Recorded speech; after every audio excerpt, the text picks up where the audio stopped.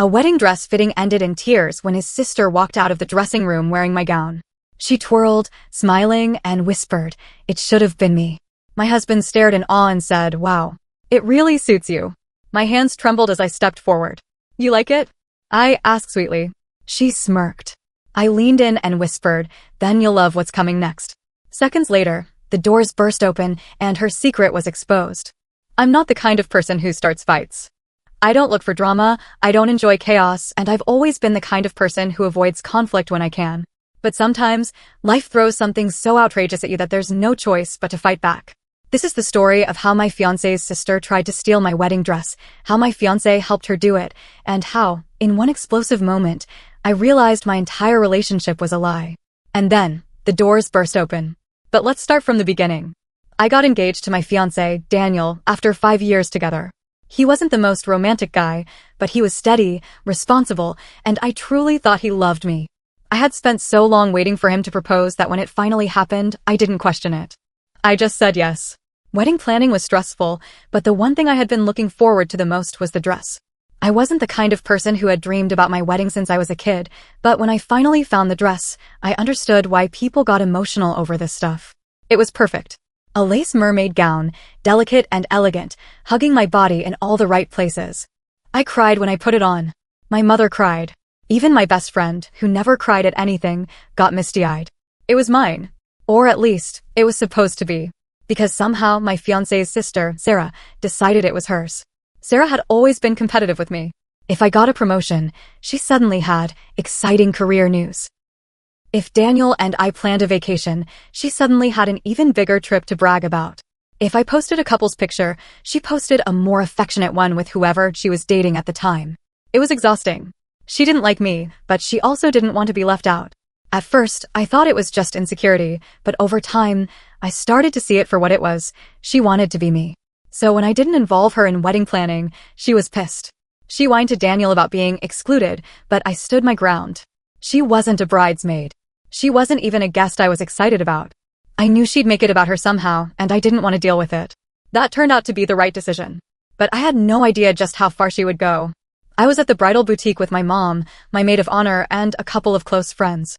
The appointment was private, just how I wanted it. Then Daniel showed up. With Sarah.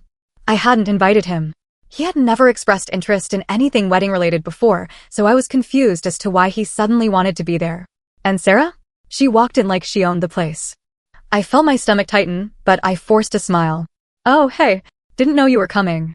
Daniel smiled back, all innocent. Sarah just wanted to see the dress. I didn't like it, but I wasn't going to start an argument in the middle of my fitting. I figured she'd take a quick look and leave. I was so wrong. The assistant brought out my dress. My heart sped up just looking at it. But before I could even touch it, Sarah grabbed it. Not in an admiring, "Wow, let me look at it" kind of way. She grabbed it and walked straight into a dressing room. I froze. My mom's mouth dropped open. My best friend made a strangled noise in her throat. "What the hell?" I blurted. Daniel just shrugged. "She just wants to see how it looks," he said like it was no big deal. "She's not the bride," I snapped. I could feel my pulse in my ears. "That's my dress." Before I could march in there and rip it off her, the curtain swung open. And Sarah stepped out, wearing my wedding dress. She twirled, running her hands over the fabric, smiling like she had won something. Then she looked at Daniel. And Daniel. He whispered, "Wow, it really suits you." I swear, for a second, the whole world went silent. I couldn't move. Couldn't breathe. Sarah was watching me, her lips curled in a smirk, eyes filled with triumph. Then she spoke, her voice soft but filled with so much venom it made my skin crawl. It should have been me. I felt my whole body go cold. Sarah thought she had won. She thought she had taken something from me. I smiled. A slow, sweet, deadly smile. I took a step forward. "You like it?" I asked. Sarah's smirk widened. "I do." I leaned in so close I could smell her perfume. "Then you're going to love what's coming next." And right on cue, the boutique doors burst open. A woman I had never seen before stormed inside. Tall, elegant, holding a baby. She wasn't looking at me. She was looking straight at Daniel. "You have got to be kidding me," she snapped. Daniel's whole body stiffened. Sarah went rigid. The woman stormed up to Daniel, eyes blazing. "You're standing here, playing dress-up with her, while you're ignoring my calls about your daughter?" The room exploded. My mom gasped. My friends stared. The boutique assistant looked like she wanted to disappear. I felt the floor shift beneath me. What? I said, my voice oddly calm. The woman finally turned to look at me. You didn't know, did you? She said, laughing bitterly. Of course not. He's been dodging me for weeks. She adjusted the baby in her arms. This is your fiancé's child. She's 2 months old. I swear I stopped breathing. My ears started ringing. Daniel, my fiancé, had a child? A whole baby? And Sarah knew. That's why she had been smirking. That's why she had been acting so smug. Because she thought, somehow, she won. The room felt like it had been struck by lightning. No one spoke. No one moved. Daniel's face had drained of all color. Sarah, who had been full of smug confidence just seconds ago, looked like she had been slapped. The woman, still holding his child, stared him down, eyes burning. You thought you could just disappear, she hissed. You don't answer my calls, you ignore the court summons, and now you're here, helping your sister play bride in someone else's wedding dress? I felt like I was floating outside of my own body. I turned to Daniel. My voice came out eerily calm. You have a child? He swallowed, eyes darting to Sarah, as if she could save him. Sarah, who was still in my dress, stiffened. Then, in a voice that was both defensive and desperate, she blurted out, she's lying. Natalie, because I would later learn that was her name, let out a bitter laugh. She shifted the baby in her arms. The tiny thing let out a soft coo.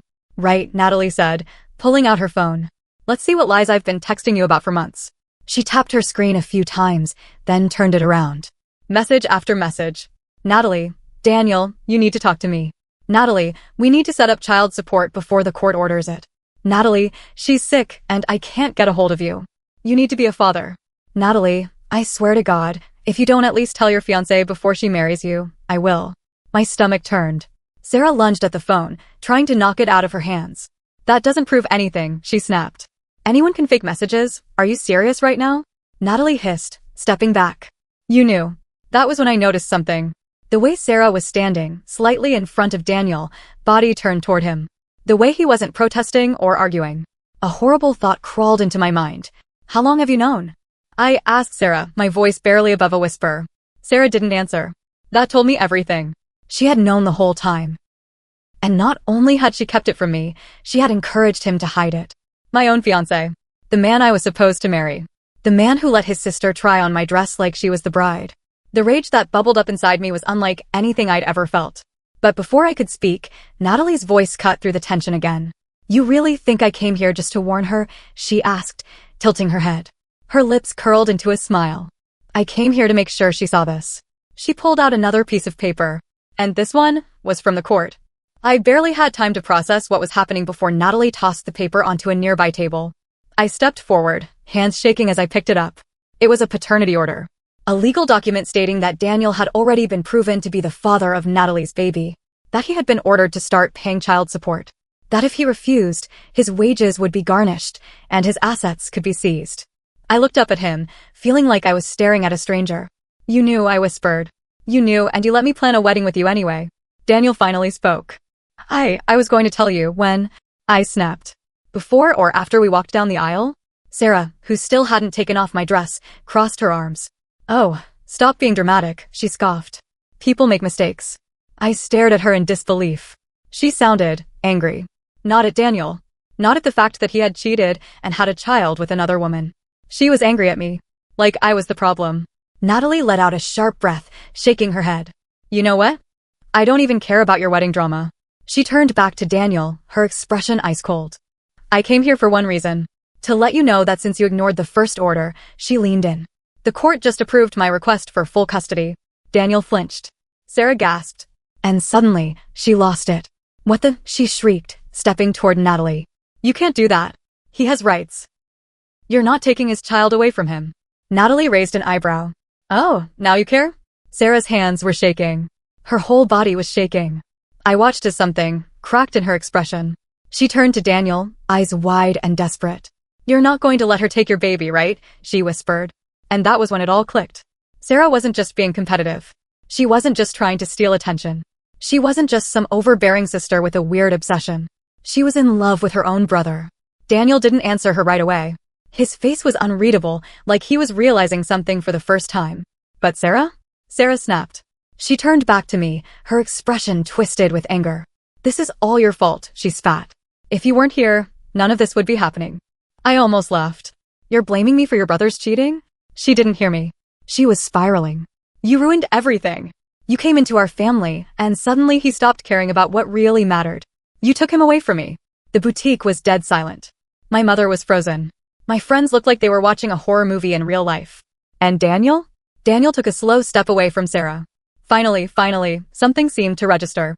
I looked between the two of them, my stomach churning. I never took him from you, I said slowly. He's not yours to take. Sarah's breath hitched. Her hands clenched into fists at her sides. Then, in a voice so full of venom it could kill, she whispered, he should have been. I stared at her. Daniel stared at her. Even Natalie stared at her. And then, before anyone could react, Sarah grabbed the front of the wedding dress and ripped it straight down the middle. The sound of tearing fabric was louder than it should have been. My dress was ripped straight down the middle, delicate lace splitting like it had never meant anything. Sarah stood there, chest rising and falling, hands still clenched around the shredded fabric. Her expression was wild. No one spoke. No one moved. Then, all at once, "Are you insane?" my mom shouted, her voice shaking with rage. My maid of honor gasped. My friends whispered frantically. The boutique assistant looked like she might faint. But I barely heard them, because all I could focus on was Sarah. Her hands trembled against the ruined dress. Her face was twisted, not just in anger, but in something deeper, something broken. Daniel was pale. He took another slow step away from her, his eyes locked on the shredded fabric like it had finally hit him just how far this had gone. And then, Sarah turned to me. "This was supposed to be mine," she whispered. Something in her voice made the hairs on my arms rise. "Not just the dress," she went on. "Not just the wedding. Everything." I stared. "What are you talking about?" Her lips trembled. Her face twisted. Then, like something inside her snapped, she whirled on Daniel. "You loved me first." My stomach dropped. The entire room went dead silent. Sarah's breathing was ragged, her eyes flickering between me and Daniel. "I was always there," she continued, voice unsteady. "I was the one who understood you. I was the one who supported you, stood by you, knew everything about you." And then she showed up, and suddenly, I didn't matter anymore. Daniel's face was completely blank. Then, very, very quietly, Sarah. She flinched. "I'm your brother." A sharp inhale. Tears welled in Sarah's eyes, but she shook her head violently, like she could erase the truth. "It doesn't have to be like that," she whispered. It wasn't always like that. We were so close before she ruined everything." She turned to me again, eyes filled with pure, burning hatred. "I hate you," she spat. I should have felt afraid. I should have been angry. But all I felt was pity. Because this wasn't just jealousy. This wasn't just competition. Sarah had genuinely convinced herself that her own brother was supposed to love her the way a husband loves a wife. She was delusional. And Daniel, who had ignored, encouraged, or excused her behavior for years, was just now realizing what that meant. Natalie's voice broke the silence. "I knew something was weird about you," she muttered, shaking her head at Sarah. "But damn." Sarah turned on her so fast I thought she might hit her. "You," she spat. "You're the reason everything is ruined. You and your bastard child." She never got to finish. Because in a move that I will cherish forever, Natalie, one-handed, mind you, since she was still holding her baby, grabbed the full glass of champagne from the boutique's refreshment table and threw it straight into Sarah's face. Sarah let out a shrieking gasp as the liquid drenched her, makeup smearing, hair sticking to her face. She staggered back, hands flailing. Natalie smirked. "Oops." Sarah screamed. A full-on tantrum scream. And that was when Daniel finally snapped. "Enough." Sarah froze. His voice was louder than I had ever heard it. But more than that, it sounded disgusted. Not at me. Not at Natalie. At her. "Do you even hear yourself?" he demanded, stepping closer to Sarah. "You ruined her dress. You're insulting a baby. You're acting like some obsessed." He stopped himself. Ran a hand through his hair. "Jesus, Sarah. You need help." Sarah recoiled. "No," she whispered, eyes darting back and forth. "No, you don't mean that." Daniel didn't say anything. And that silence? That was the final crack. Sarah's hands fisted at her sides. She let out a choked sob, then shoved past everyone and ran out of the boutique. I never saw her again. Once Sarah was gone, everything collapsed at once. Daniel tried to apologize, begged me to listen. But I was done. I took off my engagement ring. I put it in his hand. Then I walked out. I wish I could say Daniel and Sarah magically disappeared from my life, but life doesn't work that way. Sarah moved. I don't know where, and I don't care. Daniel tried reaching out several times. calls, texts, even showing up at my mom's house. I never answered. But I heard from mutual friends that he was struggling, that he finally started therapy, that he was trying to figure out how he had let his sister manipulate him for so long. Good for him. Natalie, on the other hand, became a friend. We kept in touch. She got every penny of child support Daniel owed. She moved on, met someone who actually cared about her and her daughter. And me? I healed. I traveled. I focused on myself. One day, I'll get married. But not to someone who could ever let his sister walk all over me. Not to someone like Daniel. And definitely not with a dress from the same boutique. That place was cursed. Looking back, I should have seen the warning signs. But sometimes, love makes you blind. Not anymore. If there's one thing I learned from all of this, it's that when people show you who they are, believe them the first time.